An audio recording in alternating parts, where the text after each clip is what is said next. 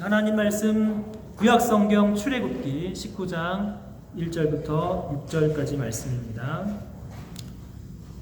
구약성경 110면에 있는 출애굽기 19장 1절부터 6절까지의 말씀, 계신 곳에서 제가 한 절, 여러분 한 절 교독하며 읽기를 원합니다.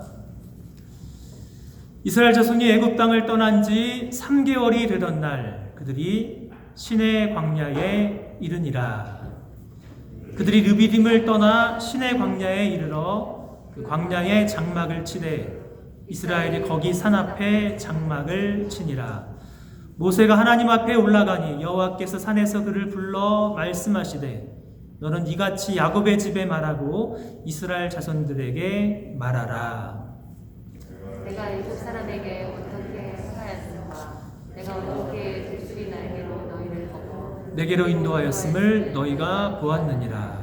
세계가 다 내게 속하였나니 너희가 내 말을 잘 듣고 내 언약을 지키면 너희는 모든 민족 중에서 내 소유가 되겠고 너희가 내게 대하여 제사장 나라가 되며 거룩한 백성이 되리라.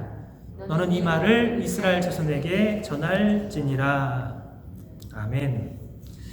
2020년 도쿄올림픽이 어제 모두 마무리되었습니다. 과거에는 우리나라가 금메달을 얼마나 땄는지, 세계에서 몇 등을 했는지 관심이 많았는데, 이번 올림픽을 보면서는 우리 선수들이 얼마나 훈련을 하면서 땀을 많이 흘렸을까, 얼마나 고생을 했을까, 그런 생각이 더 많이 들었습니다. 어제 올림픽의 꽃 마라톤 중계를 잠시 보면서 케냐에서 한국으로 귀화한 오주환 선수의 안타까운 모습을 보았습니다. 허벅지 부상으로 인해서 마라톤 메달 유망주, 그런데 안타깝게 기권하는 장면을 보면서 우리 정지혜 자매님 그리고 오창석 감독님 생각이 많이 났습니다. 오주환 선수를 키우기 위해서 고생하시며 훈련하시다가 순직하신 고 오창석 감독님, 오창석 감독님과 오랜 세월 떨어져서 이곳에서 두 자녀를 키우시면서 정말로 고생하신 우리 정지혜 자매님 얼굴이 참으로 그리웠습니다. 사랑하는 성도 여러분, 우리의 삶이 왜 그렇게 힘들고 어렵고 고생하면서 살아가고 있는 것입니다. 우리가 이 땅에서 고생하면서 살아가는 삶의 이유, 삶의 목적이 있다면 그 목적은 누구를 위해서 그리고 무엇을 위해서 그렇게 고생하며 살아가는 것입니다. 러시아의 소설 가운데 니콜라이 고골이 쓴 외투라고 하는 소설이 있습니다. 도스토옙스키라고 하는 소설가는 이 고골, 그리고 고골이 쓴 외투를 그 인생 가운데 가장 감명 깊게 읽은 소설이다라고 말한 적이 있습니다. 소설의 주인공 아카키, 키가 작습니다. 얼굴에는 곰보가 있습니다. 그리고 얼굴에는 홍조증이 있어서 늘 얼굴이 빨갛습니다.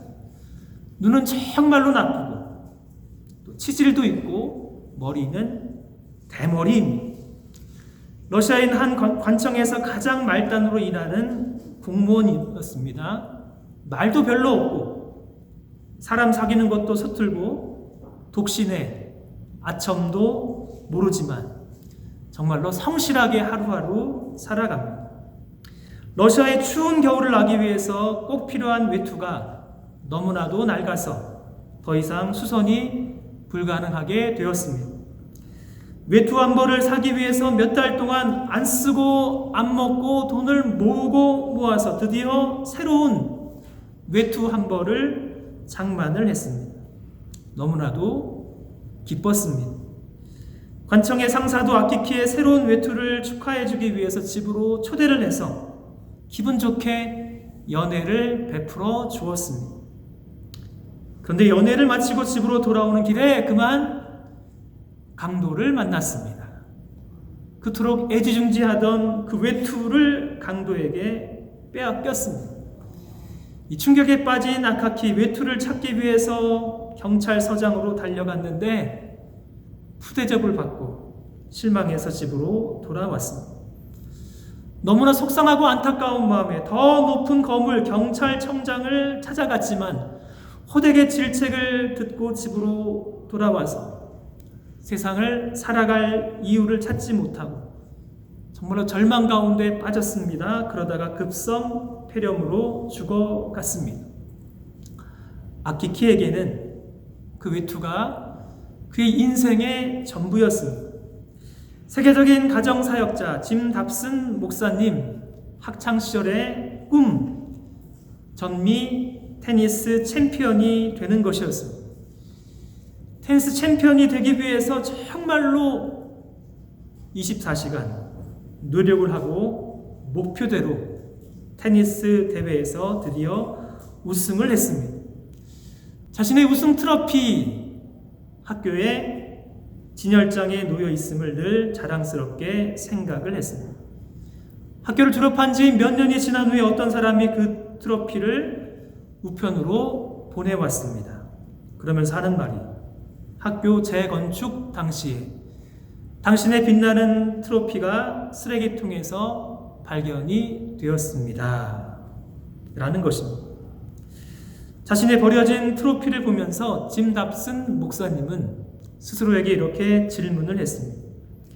시간이 지나면 당신의 빛나는 트로피 잊혀지고 언젠가는 버려질 것입니다.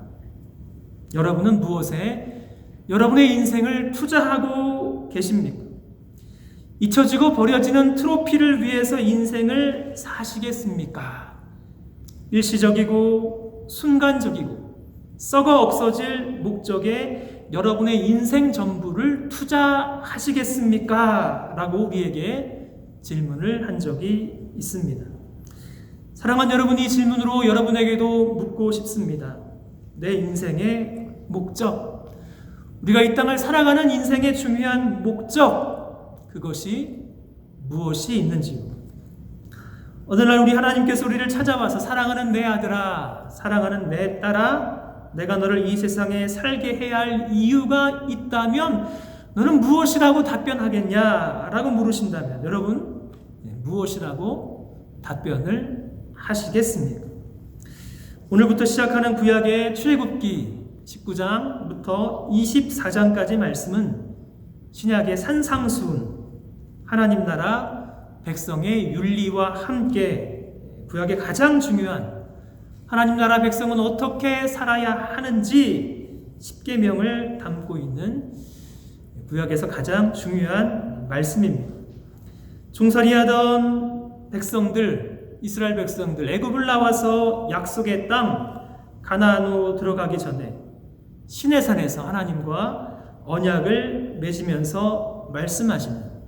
출애굽의 목적, 이 땅의 하나님 나라 백성의 삶의 목적을 우리에게 말씀하여 주고 있습니다. 애굽에서 430년간 노예로 종살이하던 이스라엘 백성들을 하나님께서 구원해 주셨습니다. 노예같이 별 볼 일 없던 이스라엘 백성들을 구원해 주기 위해서 하나님께서 행하신 놀라운 일들이 있습니다. 애굽에서 10가지 재앙을 부어주시고 홍해 바다를 갈라주시고 광야에서 마른 하늘에 하나님의 전적인 은혜로 만나도 주시고 메추라기도 먹여주셨습니다. 목마른 그들에게 광야에서 반석에서 물이 넘치도록 하게 하셨습니다. 무장한 아말렉 족속, 기도하기만 하면 승리할 수 있는 승리의 은혜도 주셨습니다. 그런데 중요한 것은 왜 그렇게 하셨을까요? 그것이 중요합니다. 19장 1절부터 4절까지의 말씀. 중요한 이유, 하나님께서 이렇게 말씀하십니다. 출애굽기 19장 1절부터 4절. 우리 같이 한번 천천히 읽기를 원합니다. 시작. 이스라엘 자손이 애굽 땅을 떠난 지 3개월이 되던 날 그들이 시내 광야에 이르니라. 그들이 르비딤을 떠나 시내 광야에 이르러 그 광야에 장막을 치되 이스라엘이 거기 산 앞에 장막을 치니라. 모세가 하나님 앞에 올라가니 여호와께서 산에서 그를 불러 말씀하시되 너는 이같이 야곱의 집에 말하고 이스라엘 자손들에게 말하라. 내가 애굽 사람에게 어떻게 행하였음과 내가 어떻게 독수리 날개로 너희를 업어 내게로 인도하였음을 너희가 보았느니라. 세 가지 생각할 것이 있습니다. 첫 번째는 장소가 변화되어집니다. 두 번째, 호칭도 변화되어집니다. 세 번째, 하나님이 인도하신 구체적인 방법도 나옵니다. 첫 번째, 장소의 변화. 지금 여기서는 애굽이라는 장소에서 르비딤을 떠나서 신의 광야 그리고 신의 산이라고 하는 장소의 이동이 일어납니다. 하나님은 의도적으로 지금 여기 신의 산으로 이스라엘 백성들을 인도하셨습니다. 포이에마 성서 지도, 제가 최근에 본 이 성경 지도 가운데는 정말 가장 탁월한 지도인데 여기 보면 출애굽의 이동 경로가 자세하게 묘사되어 있습니다. 애굽에서 그냥 가나안 땅으로 건너가면 아주 쉬운 길인데 하나님은 그 길로 이스라엘 백성들을 인도하지 아니하시고 시내 반도 끝에 있는 시내산 에벨 무사라고 하는 모세의 산으로 하나님께서는 이스라엘 백성들을 인도하셨습니다. 의도적으로 인도하신 것입니다. 두 번째 생각해 볼 것은 3절을 보면 이스라엘 백성들을 부르시는 호칭이 나오는데 똑같은 백성인데 하나는 야곱의 집, 또 다른 하나는 이스라엘 자손이라고 말씀하십니다. 그리고 4절을 보면 지금까지 하나님께서 어떻게 이스라엘 백성들을 인도하셨는지 그 방식이 마치 독수리가 날개로 너희를 업어서 내게로 인도하였다라고 말씀하고 있습니다.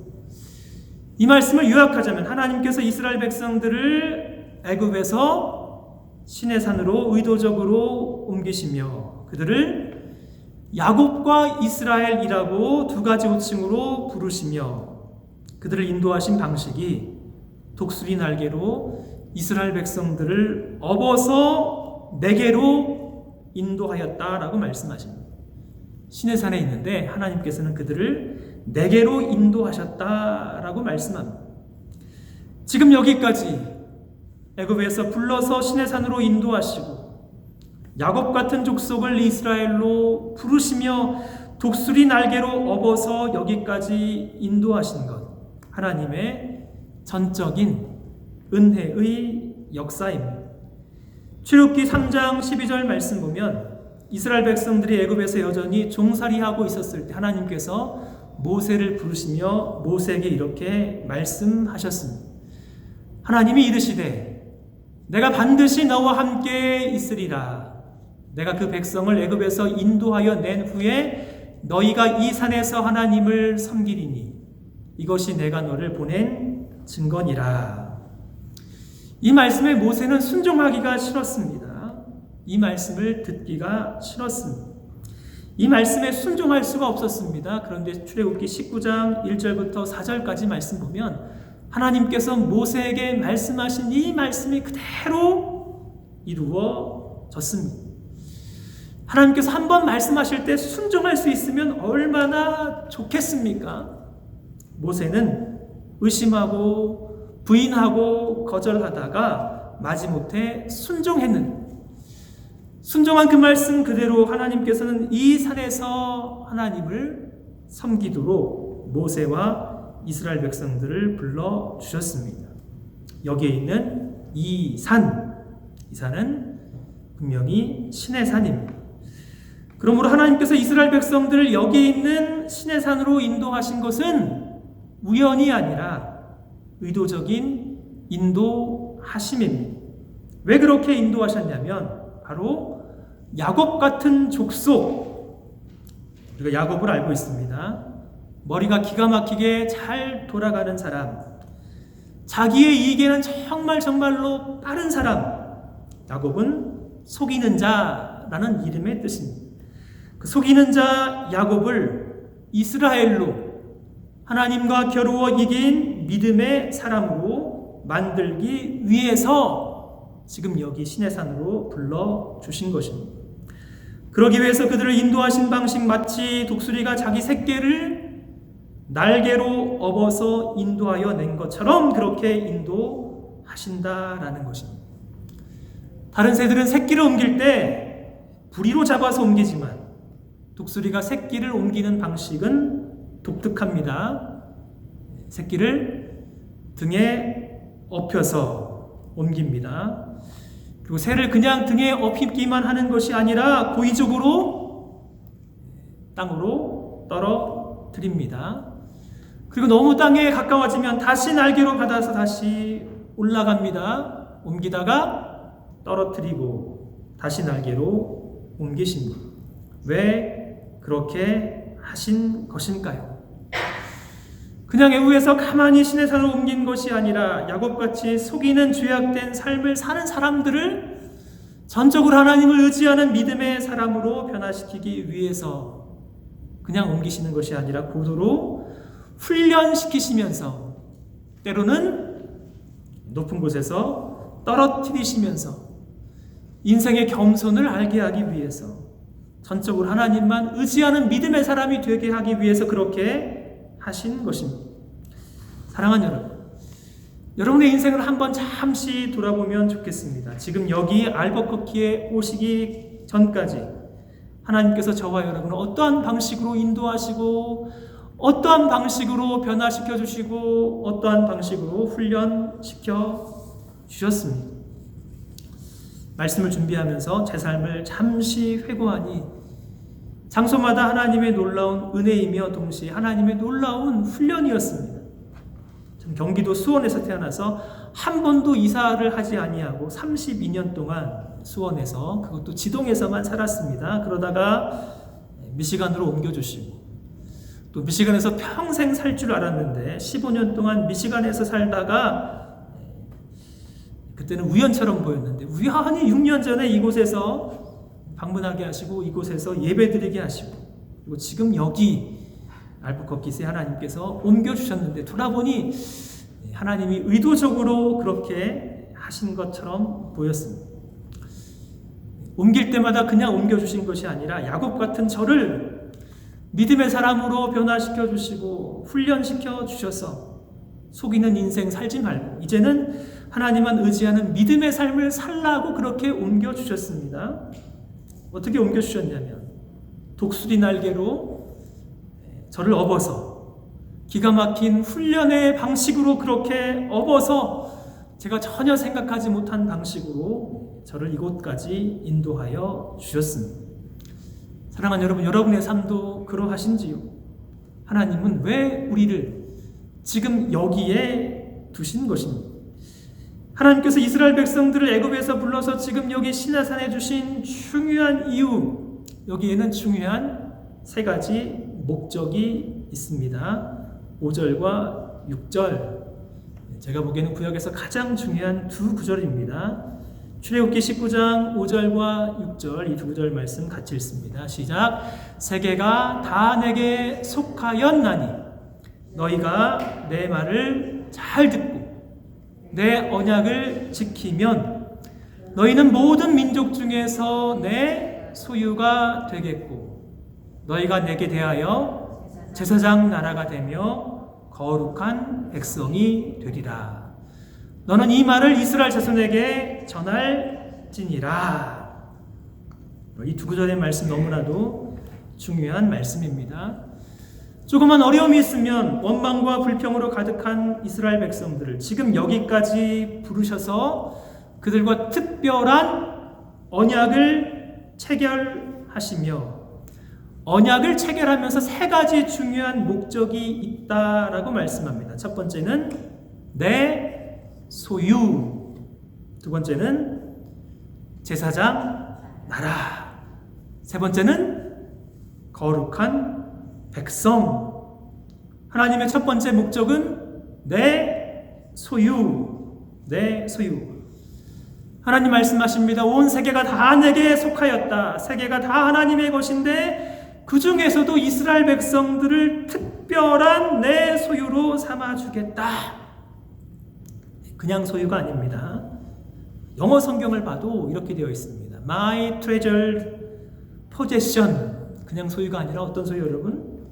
보물과도 같은 내 소유. 성경을 보면 하나님께서 이스라엘 백성들을 부르시는 호칭이 있습니다. 보물과도 같은 하나님의 소유. 신명기 26장 18절. 여호와께서도 내게 말씀하신 대로 오늘 너를 그의 보배로운 백성이 되게 하시고 그의 모든 명령을 지키게 하리라 확언하셨느니라. 시편 135편 4절. 여호와께서 자기를 위하여 야곱 곧 이스라엘을 자기의 특별한 소유로 택하셨음이로다. 구약의 마지막 말라기 3장 17절. 만군의 여호와가 이르노라 나는 내가 정한 날에 그들을 나의 특별한 소유로 삼을 것이요 또 사람이 자기를 섬기는 아들을 아낀 같이 내가 그들을 아끼리니 라고 말씀하십니다. 이런 가정은 조금 이상하지만, 이런 일이 있어서는 안 되지만, 만약에 집에 불이 나서 가지고 나올 것이 딱 한 가지밖에 없다면 여러분 무엇을 들고 나오겠습니까? 무엇? 딱 한 가지. 나의 보물과도 같은 소유물, 가장 중요한 것, 그것이죠. 하나님이 이스라엘 백성들을 하나님의 보물 같은 보배로운 소유물로 만들기 위해서 지금 신의 산으로 부르시고 신의 산에서 언약을 체결하려 하시는 것입니다. 그 보물과도 같은 하나님의 백성들에게 십계명의 말씀을 주시려고 하고 있는 것입니다. 그러므로 십계명 이전에 내가 누구인가, 이것이 더 중요합니다. 하나님 보시기에 그들은 하나님의 가장 중요한, 가장 보물과도 같은 하나님의 보배로운 소유물. 우리가 아무리 부족하고 부족해도, 우리 자녀가 아무리 부족하고 부족해도, 다른 사람 보기에는 아무리 부족하고 부족해도 우리 눈에는 가장 중요한 보물과도 같은 소유물. 하나님 보시기에 우리가 그렇습니다. 우리가 아무리 부족하고 부족해도 하나님 보시기에 하나님은 우리를 가장 중요한 보물과도 같은 보배로운 소유물. 구약성경만이 아니라 신약성경 베드로전서 2장 9절.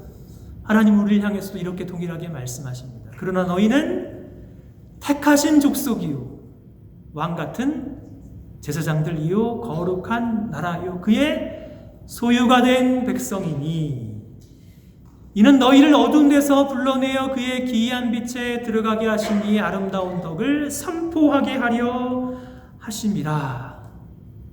이 말씀은 얼마나 은혜로운지요. 우리는 누구라고요, 여러분? 하나님의 보물과도 같은 소유물. 우리는 하나님의 보물. 그렇다면 보물같이 보배로운 우리의 소유권 누구에게 있는 것입니까? 우리가 아니라 하나님에게 있습니다.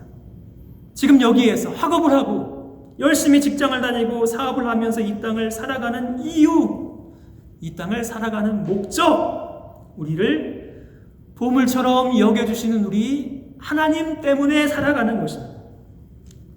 사랑하는 여러분, 우리가 우리 자신을 바라볼 때 이런 관점으로 바라봐야 하는 것입니다. 우리는 쓸모없는 인생이 아닙니다. 우리는 무가치한 인생이 아닙니다. 우리의 삶이 아무리 어려워도 우리는 하나님 보시기에 우리는 하나님의 보물, 하나님의 보물 같은 소유물. 우리를 하나님이 그렇게 생각하신다면 여러분, 이 땅을 살만한 이유, 이 땅을 살만한 가치, 살만한 목적이 있는 것입니다. 우리가 아무리 부족하고 연약해도 하나님은 우리를 하나님의 보물로 여겨주십니다. 두 번째 목적, 모든 민족 중에서 하나님의 보물 같은 소유물로 삼아주시는 목적, 제사장, 나라. 이스라엘 백성들은 하나님과의 관계에서는 보물 같은 하나님의 소유물이라면 이제는 살고 있는 세상에서, 살고 있는 열방을 향하여서는 제사장 나라의 삶을 살기 위해서 하나님께서 그들을 부르셨습니다. 그러므로 시내산에서 언약을 맺으면서 그들만 잘 먹고 그들만 잘 사는 선민이 아니라 그들에게만은 독특한 사명을 맡기셨습니다. 하나님과 언약을 맺은 언약의 백성으로 세상에서 반드시 목적 없는 삶이 아니라 제사장 나라의 삶을 살라고 그들을 불러주셨습니다. 제사장 나라, 세상에서 제사장 역할을 하는 나라입니다. 제사장 역할, 하나님과 세상 사람들을 중재하며 세상 사람들을 하나님께 나아갈 수 있도록 살아가는 제사장의 역할을 하는 나라. 이스라엘 백성들이 하나님의 독특하게 선택을 받은 백성으로 보물과도 같은 소유물이 되어서 이 땅에서 제사장 나라의 사명을 감당하려면 반드시 하나님을 모르는 이방인에게 나아가야 하는 것입니다. 그러므로 그리스도인은 이 땅에서 홀로 살아가는 사람들이 아닙니다. 세상에서 숨어 사는 사람들이 아닙니다. 제사장 나라의 사명, 믿음의 조상 아브라함을 부르시고 아브라함에게 주신 언약의 복과 동일합니다. 하나님께서 아브라함을 부르시고 이렇게 말씀하십니다. 너는 너의 고향과 친척과 아버지의 집을 떠나 내가 내게 보여줄 땅으로 가라. 내가 너로 큰 민족을 이루고 내게 복을 주어 내 이름을 창대하게 하리니 너는 복이 될지라. 너를 축복하는 자에게는 내가 복을 내리고 너를 저주하는 자에게는 내가 저주하리니 땅의 모든 족속이 너로 말미암아 복을 얻을 것이라 하신지라. 믿음의 조상 아브라함을 약속의 땅, 언약의 땅으로 보내주시는 중요한 이유, 하나님의 복을 받아 큰 민족을 이루고 열국의 아비 아브라함의 이름을 창대하게 하여 그 땅에서 복이 되라고 말씀하십니다. 이 복이 되라는 말씀은 복의 근원이 되라는 말씀입니다. 이 복은 혼자서만 잘 먹고 잘 사는 복이 아니라 이 땅에 있는 모든 족속이 아브라함으로 말미암아 아브라함 때문에 복을 얻게 되는 복의 근원이 되라는 말씀입니다. 그러므로 제사장 나라, 이 땅에서 혼자만 잘 먹고 잘 살지 아니하고 열방을 하나님께로, 이 땅에 있는 사람들을 하나님께로 인도하는 중요한 사명을 받은 나라가 제사장 나라입니다. 제사장 나라의 산상수훈의 버전은 산 위에 있는 동네였습니다. 모든 사람이 쳐다볼 수 있는, 숨겨질 수 없는 산 위에 있는 동네처럼 세상에서 빛으로, 세상에서 소금으로, 세상에서 등불로 반드시 드러나는 삶을 살라는 것이 제사장 나라의 사명입니다. 그러게 지금 여기에서 우리를 부르신 이유와 목적, 지금 이 땅에서 우리가 살아가는 이유와 목적, 우리는 세상에서 숨어있지 아니하며, 이 땅에서 숨어있지 아니하며 세상의 사람들을 하나님께 인도하라 하시는 제사장 나라로 우리를 지금 여기에서 불러주셨습니다. 이것이 하나님 나라 백성의 가장 중요한 사명입니다. 제사장이 자신이 제사장인 줄 모르면 심각한 정체성의 문제가 생깁니다. 이 땅에서 제사장으로 사는 제사장 나라로 부르셨는데 제사장의 역할과 사명을 감당하지 아니하면 심각한 정체성의 문제가 생기는 것입니다. 세 번째, 하나님의 보물 같은 소유물인 우리를 이 땅에서 제사장 나라의 사명을 감당하면서 세 번째 중요한 목적은 거룩한 백성이 되어라. 거룩한 백성의 거룩은 세상에 있지만 세상에 살지만 세상과는 구별된 백성입니다. 세상에 살고 있지만 세상 사람들과 똑같이 살아가는 사람이 아니라 세상과는 다른 삶의 목적과 방향과 가치관으로 살아가는 사람입니다. 거룩한 백성의 삶은 공부하는 목적이 다릅니다. 일하는 목적이 다릅니다. 사업을 하는 목적이 다릅니다. 거룩한 백성은 세상 사람들과는 달리 거룩하신 하나님을 드러내는 삶이 거룩입니다. 거룩. 무엇이 거룩입니까? 어떤 백성이 되는 것이 거룩한 백성입니다. 주일 예배 잘 드리고 기도 열심히 하고 말씀 묵상 매일 하면 그것이 거룩입니까? 주일 예배 잘 드리고 기도 열심히 하고 말씀 묵상하는데 세상 사람들과 똑같이 거짓말하며 살아가며 똑같이 탐스럽게 살아가며 똑같이 욕심만 가득한 삶, 거룩이 아닙니다. 레위기를 공부하다가 거룩의 의미가 정말로 새롭게 다가왔습니다.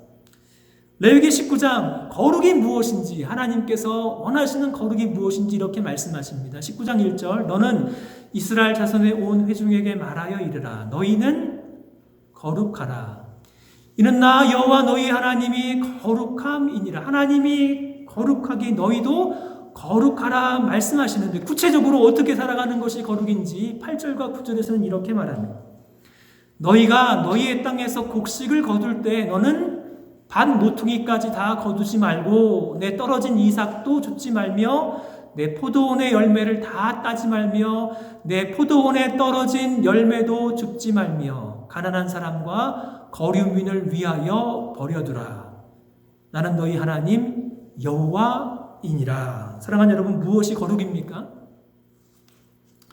농부에게 기대하는 거룩은 곡식을 거둘 때 반 모퉁이까지 다 거두지 말라는 것이 거룩입니다.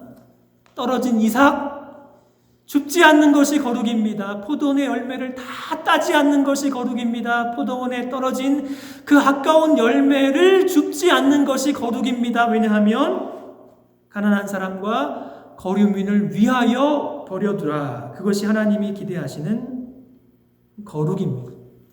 너희는 도둑질하지 말며 속이지 말며 서로 거짓말하지 말며 너희는 내 이름으로 거짓 맹세함으로 내 하나님의 이름을 욕되게 하지 말라. 나는 여호와이니라. 거룩하신 하나님을 드러내는 방식은 주일 예배 잘 드리고 기도 열심히 하고 날마다 말씀 묵상만 하는 것이 아니라 농부는 땅에서 곡식을 거둘 때 반 모퉁이까지 다 거두지 말고 아깝게 떨어진 이삭을 줍지 말고 아까운 포도원 열매를 다 따지 말며 포도원에 떨어진 열매를 다 줍지 않기로 살아가는 삶.